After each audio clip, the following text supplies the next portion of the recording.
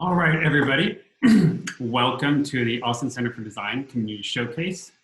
Trevor and Ruby, if you guys can also just watch on the participants, let people in. We still have more people hopping on. Um, uh, Showing up and being here today. We want to start off just by acknowledging sort of the state of the world and saying that regardless of what your connection is to AC4D, we're very grateful to have you here and to thank you for being part of the community. So here at the Austin Center for Design, we believe in the power of design and social entrepreneurship as ways to solve humanitarian problems. What we focus on is we focus on solving wicked problems. So these are usually issues that are large in scale, they're complex, and usually tangled with a lot of other problems. So think of things like poverty, homelessness, financial inequality, or as the topic of this year, it's financial exclusion. So at the school, we teach a rigorous design process, which has the students start off with research. We get them out into the world, talking to people, collecting stories, and from that, they develop a deep level of empathy, and then through the power of synthesis and ideation, they start to come up with prototypes and ideas that they launch back into the world and they test with the people that they're trying to help. This year, AC4D chose the topic of financial exclusion, and we partnered with Just, which is a local nonprofit here in town, which is Austin, Texas. Just provides trust-based microloans to female entrepreneurs to help them build the businesses of their dreams. And so typically, these are women who are immigrants, they're minorities. All too often, they've been excluded and underserved by financial institutions, not getting access to the resources that they need to grow their businesses. So what Just does is Just gives them capital, it gives them community, and it gives them coaching with the goal of helping them earn more, save more, and grow their businesses, and building resilient networks. When the students start to talk about their projects, you'll see that their ideas start to diverge, and this is because they chose different customer segments, but all of the projects share that same theme of trying to break through financial exclusion. And with that said, I will now turn it over to Allison, who's going to tell you a little bit about the student journey. Thanks, Emiliano. We just wanted to say a couple words before getting started today. We have really benefited from working alongside each other since this program began. And one of the things that we've really missed over the last 8 weeks is the ability to just drop in on each other's work, shoot the shit, and share a laugh. So it's been a struggle to recreate the serendipity in our remote state, as I'm sure many of you can appreciate. Nonetheless, we've really adapted in a lot of ways. We've learned new skills and tools to kind of help facilitate our growth and continue towards our goals, all while maintaining a sense of camaraderie and collaboration that's really important to us. So we've made really big strides these last 8 weeks, and we're extremely excited to share our work, and we're grateful that you could be here today for this milestone. Emiliano spoke to the social impact focus of AC4D, and another thing that's really important to us and that we really value from this experience is that students are selected from a diverse background of disciplines. An influential voice in human-centered design, Victor Papanak, shared that by bringing more than one language to bear on a problem, we obtain more insight. And we've really seen this evidenced within our class and the ways we've been able to deepen each other's understandings when we draw from those various backgrounds. And we've also seen this evidenced in our various research projects. So what do we mean when we say human-centered design? Really simply put, it just means that we center the voices and the experiences of the people that will be impacted by our design decisions.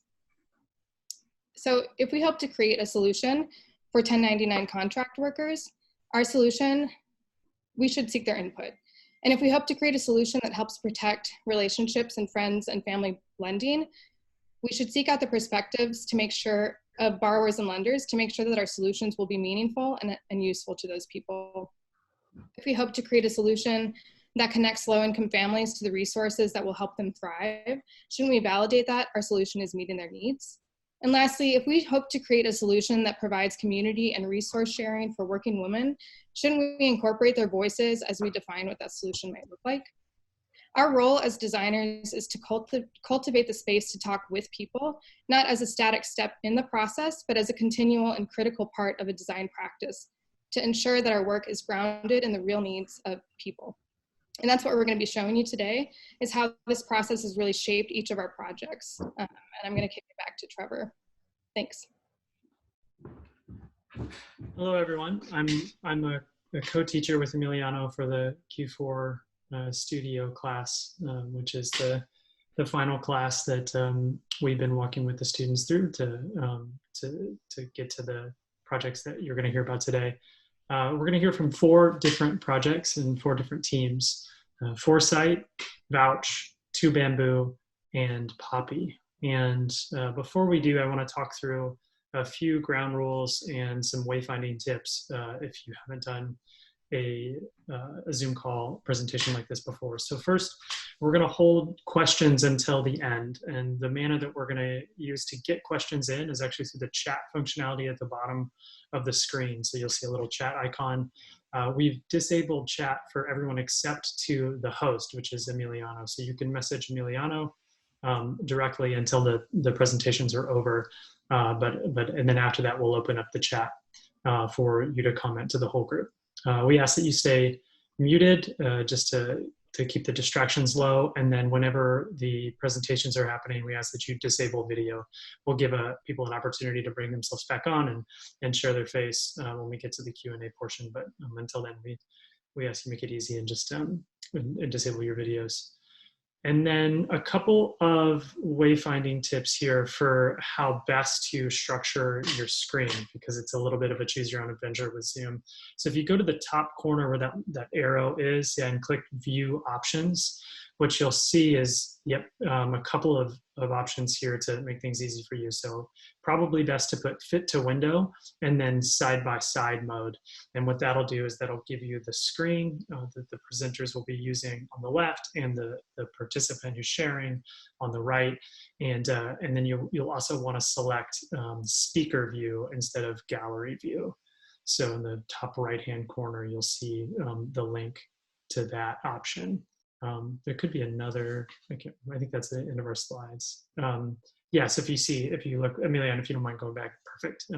So that little gallery view, like if you click that and make sure it selects speaker view, you'll see what we're seeing right now on the screen. Okay, so with that, we're gonna launch right into the projects. So the first team that I'm going to introduce is Foresight. The things that have stuck out to me most, having worked with them, is the team's ability to take what they learned from their research process, the insights they gathered, and actually translate it into real prototypes, into actual screens that they then put in front of users, and then not only to get those out in front of real people, but actually to learn from what they've done and what they've said, and then built on that. So what you'll see in just a second is the result of an iterative and rigorous process of testing, learning, and then testing again. So with that, let's welcome Team Foresight.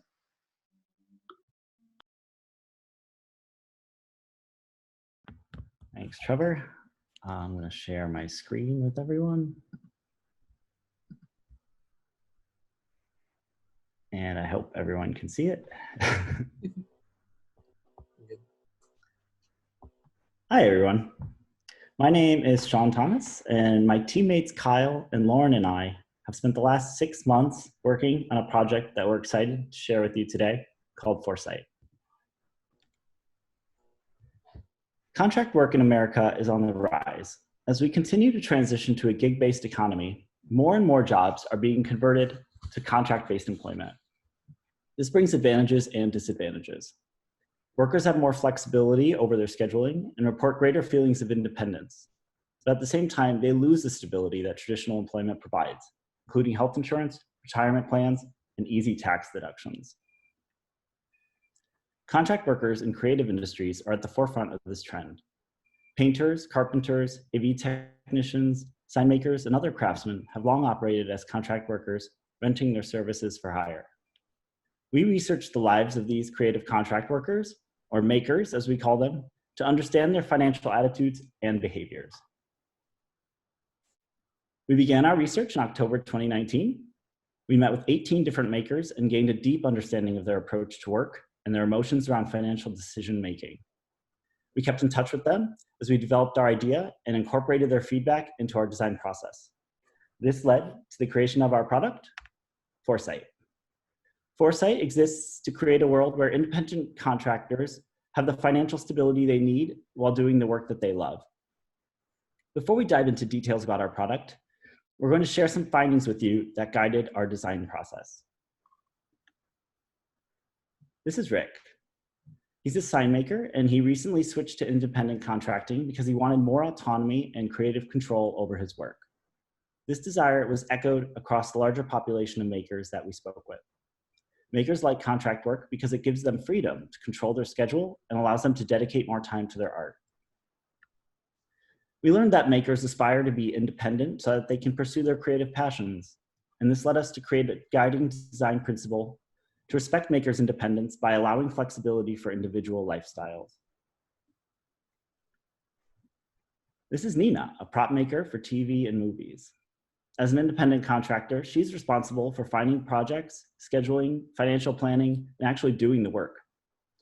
Most of the makers we spoke with did not view themselves as business owners, and they were often surprised and overwhelmed by the details of business administration. Many kept handwritten records, which were difficult to reference and made tax planning a struggle. Here are some of the record-keeping methods that they shared with us. Pete is an AV technician who keeps a schedule in his notepad. Rodney's a sculptor who tracks his finances in his notebook. And Jared is a fabricator who handwrites his own calendar. We found that makers are unsuspecting business owners and that their skills often do not prepare them for administrative work. And this helped us form our second design principle, which is to reduce the mental load of tax preparation. Finally, we learned that because contract work is so unpredictable, makers had difficulty planning beyond their next job and their next bill. This caused problems when trying to quickly raise money for large expenses such as taxes. Many would only start planning for taxes a month before they were due. One maker we spoke to, a painter named Becca, told us that she didn't have the money she needed for taxes last year, and now she's on a tax repayment plan to make up for it. Because contract work is unpredictable, makers end up focusing on the present and have difficulty planning for long-term needs such as taxes. So we wanted to find a way to integrate tax preparation into their routine workflow. These three principles guided the design and development of our product, Foresight. Foresight combines invoicing and tax saving to provide freelance workers with an easy way to save for their taxes. We provide peace of mind to these workers who must navigate complex tax filing protocols, giving them a tool to be proactive in their tax preparation without adding to their administrative burden. Let's take a look at Becca, the painter on a tax repayment plan. We can explore how her experience will be different this year after signing up for Foresight. Foresight makes saving for taxes easy. We've designed a simple set of questions that helps her to accurately estimate the taxes she will owe. She's also provided with a breakdown explaining how her taxes are calculated. Without Foresight, Becca miscalculated her taxes and came up short. Now, with Foresight, she knows what percentage of her income she needs to save. Knowing what to expect in taxes helps makers plan appropriately throughout the year. With this simple step, Foresight gives makers peace of mind with the knowledge of what they will owe and sets them on a path to save accordingly for their tax requirement. With that off her mind, Becca can focus on the work she loves. She's able to easily send invoices to her clients using Foresight's simple invoice template. With every invoice, she encounters the savings slider, which is set up to link her payment to a checking account and a tax savings account. The savings slider defaults at Becca's estimated tax withholding of 22%, so she doesn't have to think about how much she needs to save. Her client provides payment electronically and the funds automatically deposit into her two accounts. But we know that makers have unpredictable incomes, and that makes it difficult to always save the exact amount. When work slows, Becca may need some of her income for rent and bills, and the savings slider allows for that flexibility. It can be adjusted lower when money is tight and set higher when makers want to catch up or get ahead. Studies have shown that creating a small hurdle to opt out of a situation decreases the likelihood to do so. That's why we default to the target goal. We wanted to make staying on track for taxes simple and effortless, similar to traditional employment, while still having the flexibility to adjust as needed. Foresight also helps makers prepare for taxes by consolidating their records into one organized location. They can easily identify unpaid invoices and automatically send reminders to clients for payment. And the dashboard takes the mystery out of how far ahead or behind they are in their tax savings, using real-time earnings information. With Foresight, saving for taxes is made simple, giving Becca the confidence she needs to work without worry. It was really exciting and validating to hear from our users as they interacted with our designs and prototypes. Charlie, a graphic designer fairly new to the world of 1099 contract work, told us he would be very disappointed if he wasn't able to use this app.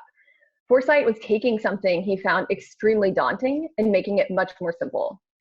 Rodney, who's been working as an independent contractor for several years now, was really intrigued by that savings slider.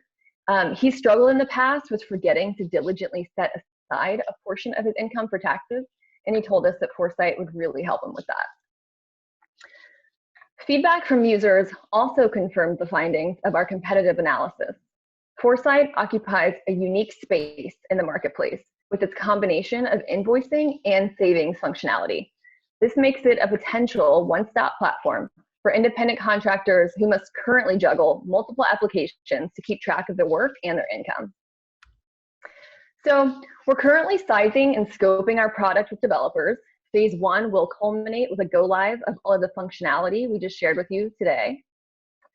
In phase 2, we'll be working to build a strong predictive model that provides users with real-time tax forecasting.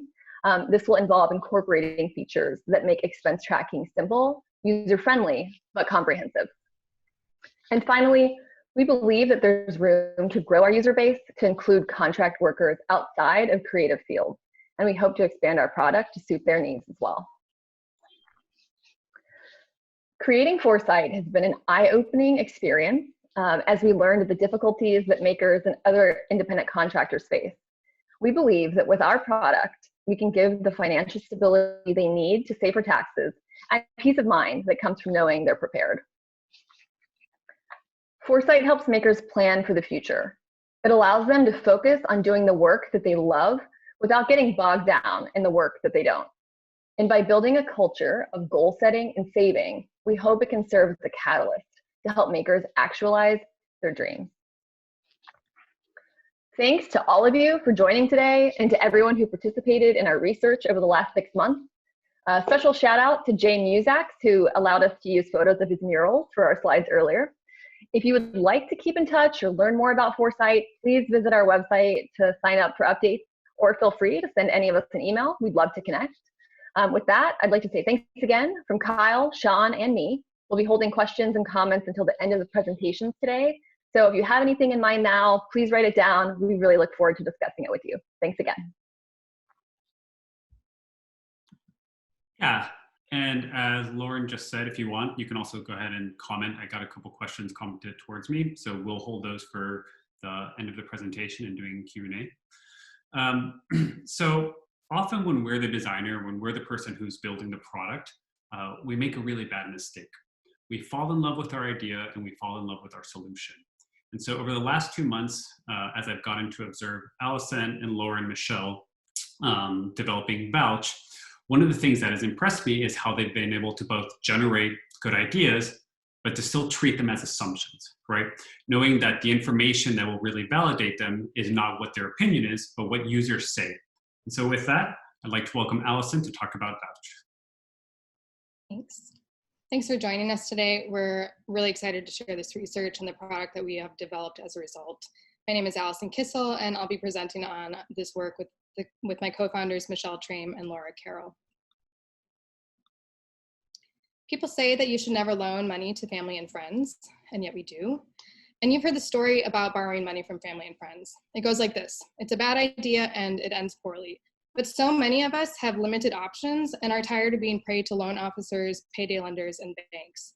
And with outrageous interest rates and inflexible terms, we're often worse off than we have been.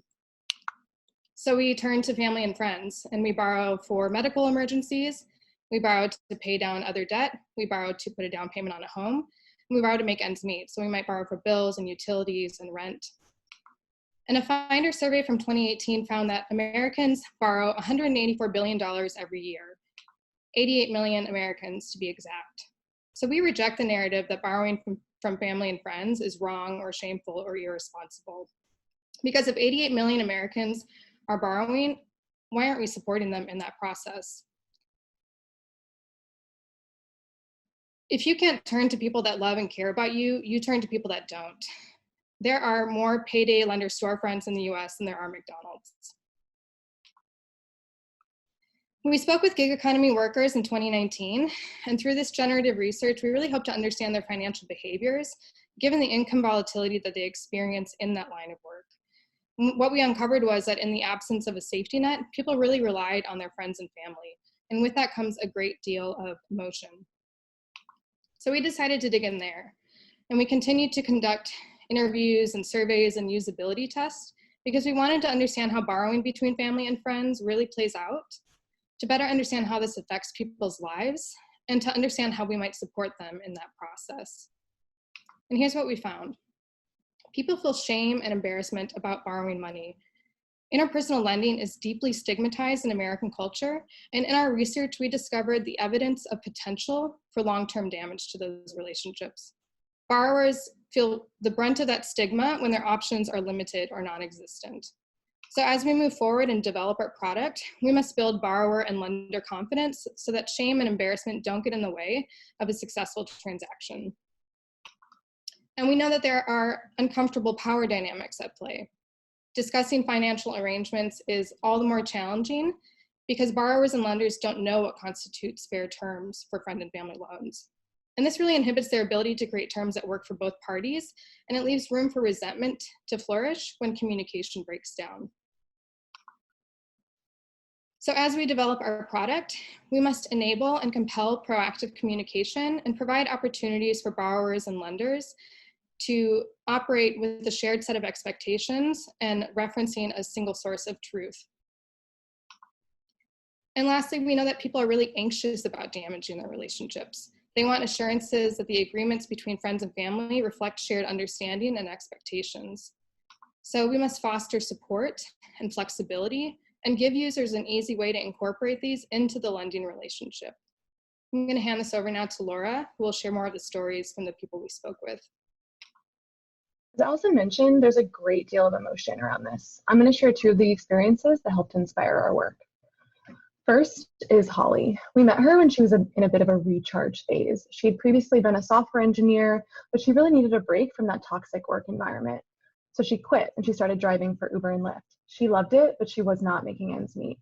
She needed to borrow money to afford her rent. And when we spoke with her, this was a very real and very urgent need. She told us even though she's in a position to borrow from her parents, she doesn't want to. The relationship is fraught with resentment, and she often feels they use money to coerce her. She told us, one of the things my parents do, even though I'm almost 40, is to try and control me by saying, well, we can help you. We can give you money for this. She said, no more, like no more. She told us she'd actually divorced herself from her parents because of these challenges that came from borrowing, and she was instead resorting to selling some of her valued items. This intertwining of borrowing money and resentment was clear with multiple people, including the next person we spoke with. This is Nando. He's 22. We met him at Whole Foods filling orders through Amazon Flex, and he also drives for Instacart. When he was actually introducing himself, one of the first things he told us about was that he felt really disconnected from his family. He actually referred to his friends as his chosen family, and all of that started with one instance last year. He told us, my family had to bail me out of a mess, and they're still salty. Now they think I'm nothing but a poor decision maker, and that puts a huge strain on us. His family had to lend him money, and they hadn't talked about if or when that was going to be paid back, and so now it lingers in his words, like an elephant in the room. And so in all of our research, one thing that we really saw was that borrowers feel forced to choose between their financial health, and the health of their relationships. And with so many Americans borrowing money every day, and especially now, we see a rich space for opportunity here, which is why we came up with Vouch. Vouch really protects the relationship beyond the life of the loan. It's a way for people to get what they need to improve their lives while eliminating the emotional baggage that comes with borrowing and lending from friends and family. And now I'm going to pass it on to Michelle to show how our research has helped bring this concept to life. Thanks. We built Vouch around 3 design pillars and used user testing along the way to help refine our trajectory. These 3 pillars I'm going to quickly walk you through them and how they show up in our platform. So we are building borrower and lender confidence by resolving confusion about how to set up a loan. We have a simple process that puts borrowers at ease and helps them come up with clear terms. Unlike existing calculators, we start with what a borrower needs to be successful. The borrower gives their amount, they indicate the repayment amount that they're comfortable with and the interval at which they can make that repayment. And then if they're interested, they can adjust the interest slider to give an additional payment to their lender. What we give back to them is everything that they need to talk to their lender about starting their loan. It takes out an awkward back and forth and replaces it with clear communication, turning a hard conversation into a simple request. We know that talking about money is challenging and uncomfortable, so we're trying to enable proactive communication.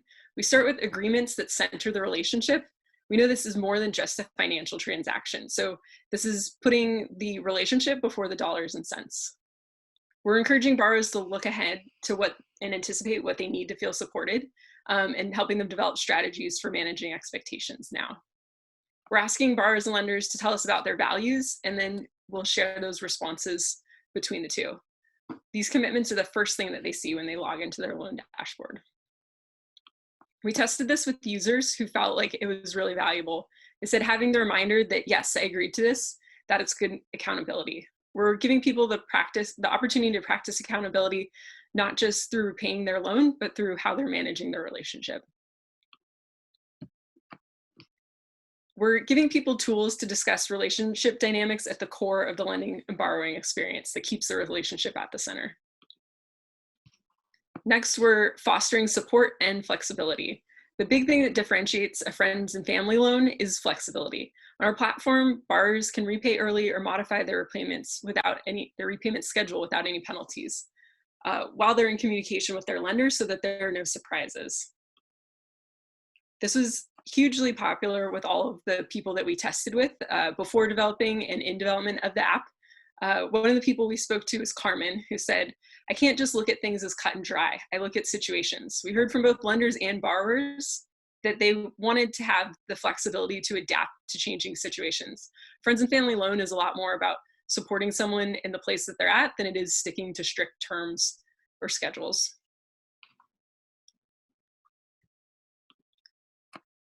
Vouch serves as a single source of truth by providing a shared schedule and loan term sheet. Because we heard from so many lenders that having to remind the borrower about repayments was an aspect of lending that they really disliked, we take that on. We're sending the borrower reminders when their payments are due and following up with them about missed payments.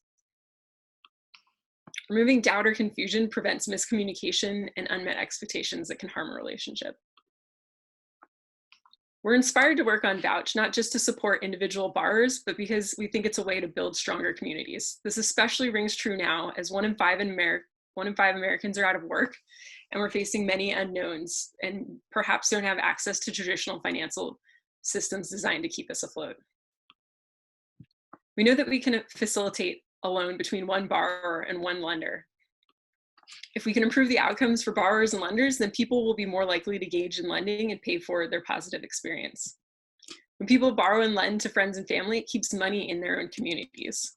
Keeping money in the community means it's not sucked out by predatory lenders. Opting into reciprocal financial support creates financially resilient individuals and communities. What if instead of believing it's wrong or shameful or irresponsible to borrow from friends and family, we believed it was a demonstration of the trust that we have in each other?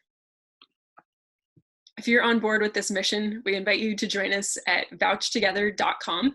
We have options to get involved. You can onboard a loan with us and also get involved as a beta tester, seeing the latest and greatest things that we're rolling out for Vouch. We're also excited to talk to folks that are interested in mentorship. We're continuing to take our product to the next level. And we'd love to talk to people with backgrounds in design or anything else that you think would be a useful talent or skill to help us bring Vouch forward. Get in touch with us if you are interested, and thanks for joining us today. Thanks, Michelle. So what I've noticed about working with this next team, 2Bamboo, is their ability to take that initial data that they got with their users and then synthesize that into some really robust and deep concepts and insights that they can then leverage. So they've taken what could be a simple model and added depth to it that can have serious impact. So I'm excited to introduce to you Dan and Anna from 2Bamboo. Thank you, Trevor. I'm Dan, and along with my research partner Anna, we're both, I guess, co-founders of 2Bamboo. We've created a social donation platform, a network, if you will, dedicated to getting families to share with one another. So far, we've talked to a lot of parents and conducted several transactions to date. Today, we're excited to share with you a bit about our capstone products and the research that went into it. We heard it takes a village to raise a child, but unfortunately not everyone has access to a village. Low-income parents can't provide the things that higher income parents routinely provide for their kids. Positive school environments, extracurricular activities, healthcare, toys, and more. This sort of hardship creates stress for parents, and it affects a child's well-being. Having the ability to call on friends or family is a privilege not accessible to all parents. And we thought, what if parents could have access to that network? And with 2Bamboo, they do. We have two main users of our platform, both donors and recipients. First, I'll talk to you about donors. Our donors are families that are ready and willing to share. They have children's goods that aren't being put to use right now. It's that car seat collecting dust in the garage, or the bassinet that's too small, or other items that aren't ready to be put to use. Donors can start giving in just 3 simple steps. First, donors build a post about themselves and a little bit about their family. Second, they share some information about the item they have that's ready to be donated. And third, they can mark their post as available and get connected to a recipient. Our next audience member is recipients. They're families who love a good hand-me-down, budget-conscious, eco-friendly folks ready to provide some added comfort for their child. Recipients can start receiving goods in a similar 3-step process. First, recipients build a post and share a little bit about themselves. Second, they enter information about the item they're looking for. And third, they post their ask to the platform and get put in touch with someone who has that item. We're not just another donation service. Our human-centered approach makes us stand out from the rest through these features. Our first feature is storytelling.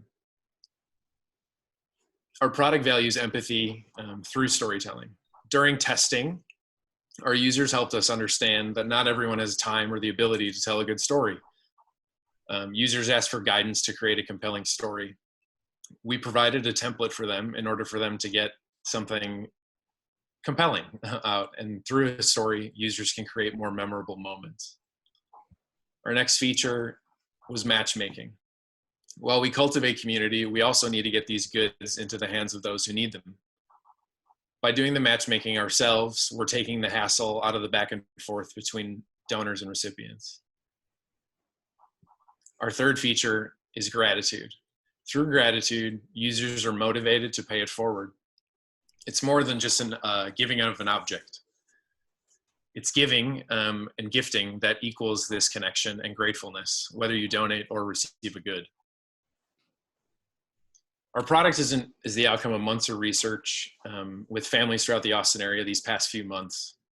While we're invested and excited to talk to you about our product, we're more interested in serving the people that we spoke with.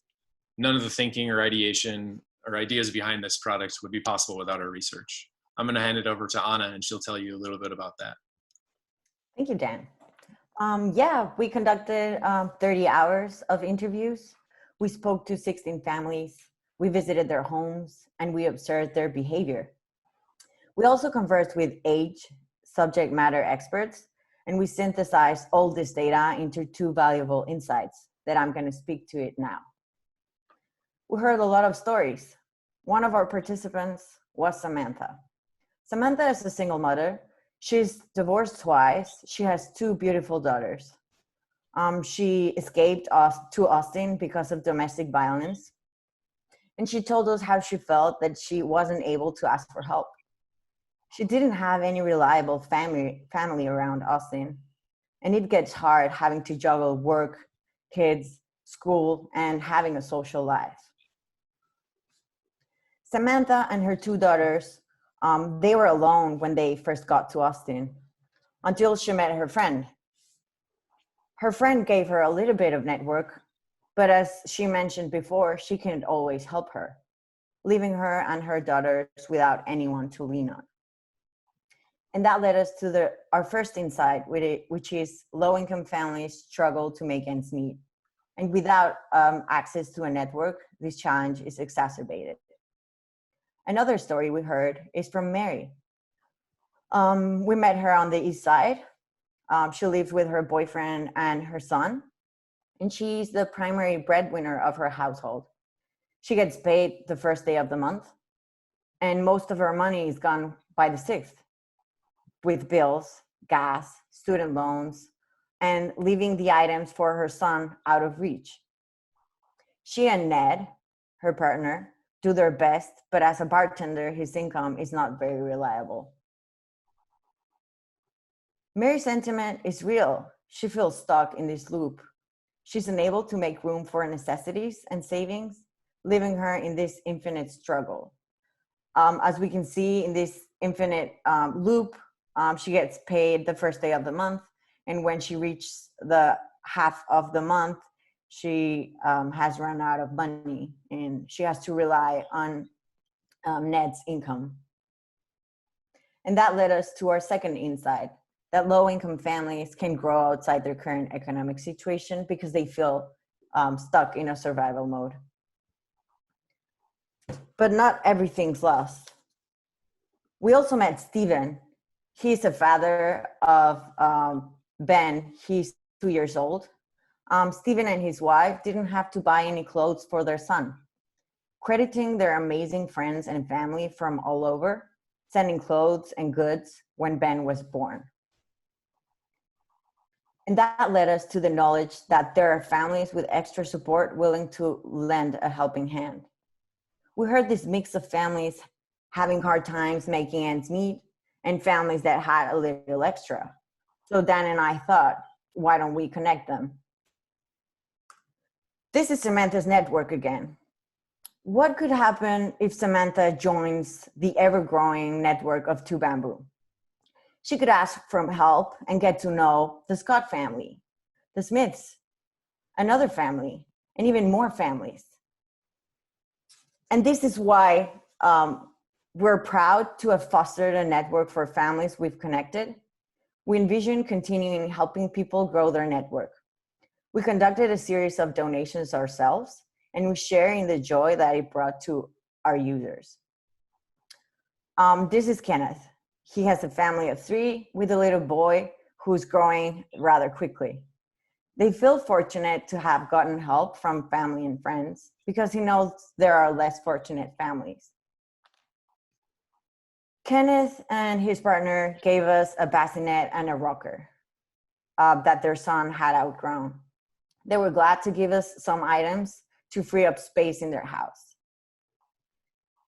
And she's Meredith. She has 2 kids, and she babysits a 2-month-old full-time. With her hands already full, she was happy to receive these items. She mentioned to us the $100 price tag for a new one. Juggling 3 kids was starting to wear her arms out. We made this transaction ourselves, and Meredith was very appreciative for the donors.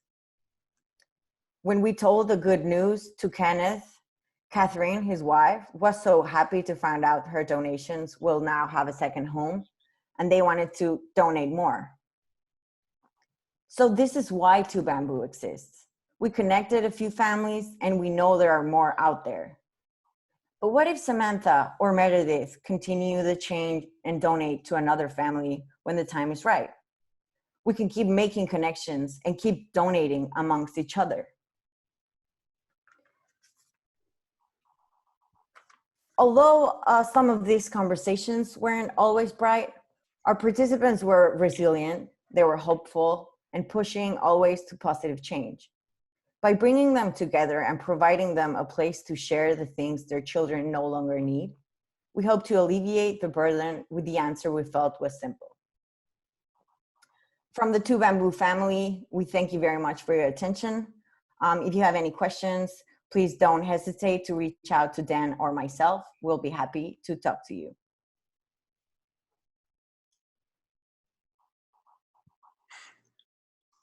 All right, so we have one more presentation to go, and that is going to be Poppy. What stood out with Poppy, as I got to see Leah and Brittany developing the idea, was how they tapped into something that is incredibly powerful. And so what they did is, they actually ended up co-designing the product with their users and the people who would be on the platform.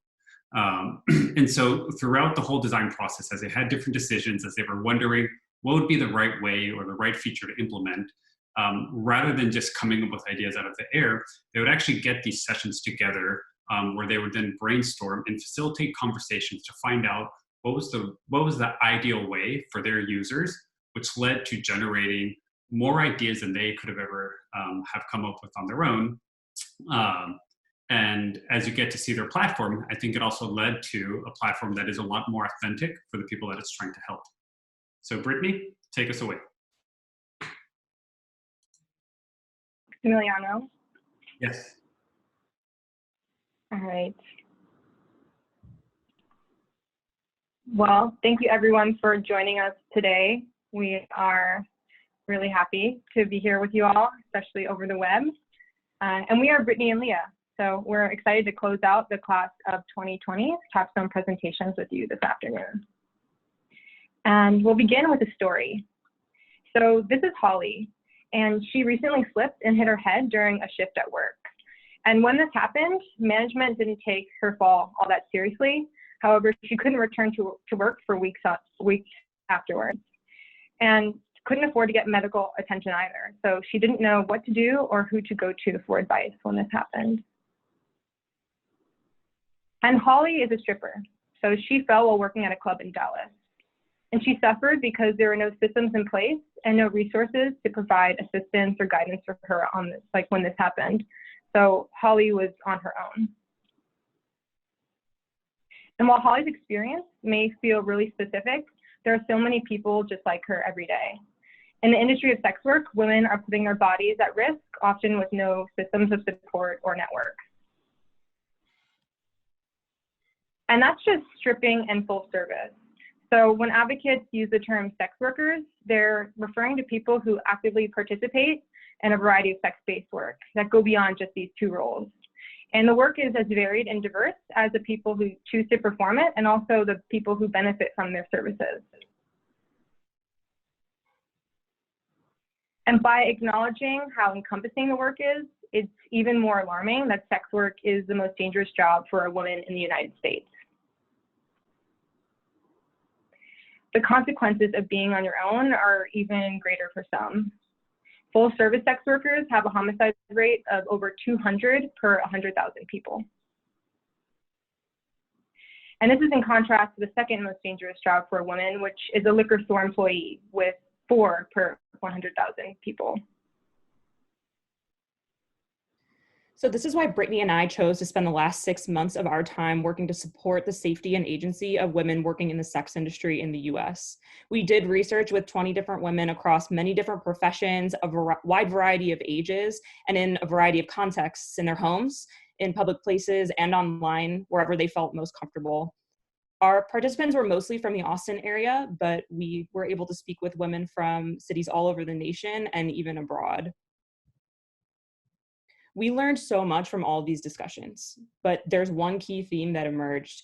We found that, like Holly, sex workers feel that they are living and working in isolation without these systems or networks to support them. And they don't have access to trustworthy support or critical information when they need it. This led us to the core belief that drove our work. In this industry, knowledge is hard earned through a dangerous cycle of trial and error, and we want to help close the feedback loop that's broken for women in this industry so that they can connect and share information with each other without censorship or fear. This is our solution, Poppy. This is a social platform and information hub for women working in the sex industry. It's a threefold solution that establishes its core benefits of the platform through 1, a supportive network, 2, a co-created resource directory, and 3, a private space to have open discussion with secure access. Every feature of Poppy is directly informed by the stories and the experiences of the women that we spoke to. So as we walk through the capabilities of the platform, we're going to connect those back to the stories directly. So first and foremost, Poppy is a supportive network. And this is informed by stories like Zoe. And we met her here at her home in Austin. She's a former cam girl and stripper, and today she teaches pole dance and also produces and performs in burlesque shows throughout the state. And when we spoke to Zoe, she recounted a story to us when she was stripping, where she felt taken advantage of by a customer. Thereafter, she stopped dancing for 2 years, and she acknowledged that things might have looked different for her if she had someone to lean on for support during that time. And her story is met by Annie. Annie is a mother of 4, and she's been doing full-service sex work and waitressing on and off for 12 years. In that time, she's learned a lot about the human condition. She told us that she had to overcome the ups and downs in her experience to get to where she is today. And she sees it as an exercise in resilience to be able to take this knowledge and share it with others. So Poppy should connect people like Zoe and Annie so they can share their experiences and benefit one another. And Poppy's core functionality is a reflection of that goal. So if Zoe had access to the Poppy forum, she could browse her custom feed to find content that speaks to her experience and find posts from people like Annie who have stories to tell and advice to give. And all this content is self-vetted through a series of upvotes. So the most resonant stories and reliable information rise to the top. And Poppy also stands out by giving Zoe the option to identify her posts as a question. So this allows other users to know that she's looking for an answer or seeking some form of advice. And Poppy also celebrates users for who they are. So within their profiles, Zoe and Annie can express their interest and expertise in the Knows About section. That way other users can search for and connect to them based on this. And Poppy offers channels, which provide a space to commune over shared attitudes and common interests. So Zoe could join a community that's focused on discussions that she wants to form part of. She can view channels and also explore them and find something new.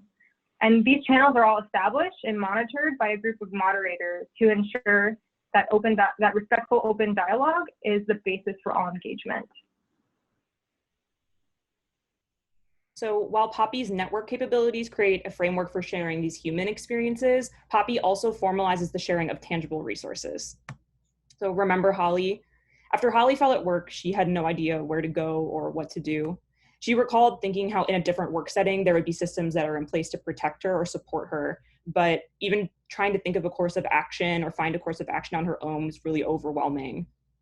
But truly, other people must have slipped and fallen at work before, so what did they do? We acknowledge that there's lost knowledge in this industry, and Poppy harnesses this collective knowledge of its users by providing one place that they can turn to in order to find, share, and vet resources. This is Poppy's resource directory. Inside the directory, Holly can search for free legal advice or medical assistance. She can also learn what unfriendly resources to avoid via the unique blacklist tab. Through a system of upvoting and downvoting, users come together to vet the resources that are listed. In the share function, Holly can post a resource that isn't currently listed, and she can describe the service as well as share her personal experience with that service in order to begin the conversation. The third and final core capability of Poppy is its privacy functionality. This is perhaps the most important differentiator from other social platforms that currently exist.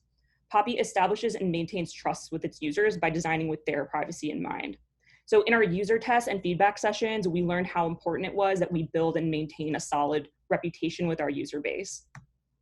This is Alex. When we spoke with Alex about Poppy, she told us how she might use something like this differently depending on who else was in it. She told us she wanted this to be a group effort and commitment to safety of the community, and that she'll feel most assured if she knows that all users went through the same process to get in as she did. The value of Poppy exists in a secure space. Open and honest discussion is only possible when all of its users can truly trust one another. This is reflected in Poppy's rigorous onboarding process. This is the easiest way that we can establish trust in the form of guardrails that are meant to keep the right people in and the rest out. Poppy's onboarding will use a third-party wallet credential, which allows Alex to verify that she is who she says she is without having Poppy store any of her personal data. With the credential wallet, Alex can upload her personal documents directly to her wallet, and all Poppy has to do is check that it exists and that it meets the requirements. Acknowledging that not all users have a digital footprint and that not everybody will be able to provide every credential, Poppy will create a tiered access model to provide limited access and build trust with its users over time. So with all that said, we believe that women in the sex industry should not have to exist in a silo. And there's power in digital community. So with Poppy, women are empowered to become their own self-sustaining network of support and information. That way, together, they can make this industry safer and more connected for all. So how you can help us? Well, we're really pleasantly surprised to garner over 90 signups for Poppy so far. We need all the help that we can get. So if you or anyone that you know might like to participate in user testing, we're going to continue working on this post-graduation, and we would really love to connect with you. And furthermore, if you have insight into this particular problem space, or if you know any organizations that might like to make an intentional partnership with us, we would love to chat. Thank you so much for your time and attention. Really appreciate it. Thanks, everyone.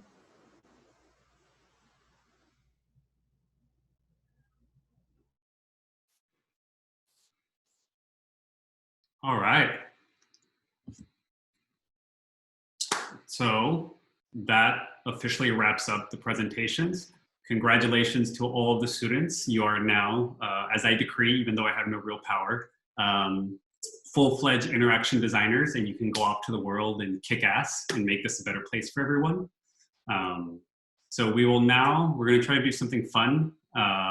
Go ahead, if you have Zoom on you, you can leave a little emoji reaction, we can clap, we can start to turn our videos on, but let's just show the students some love for the phenomenal presentations that they did and everything that they've been able to do.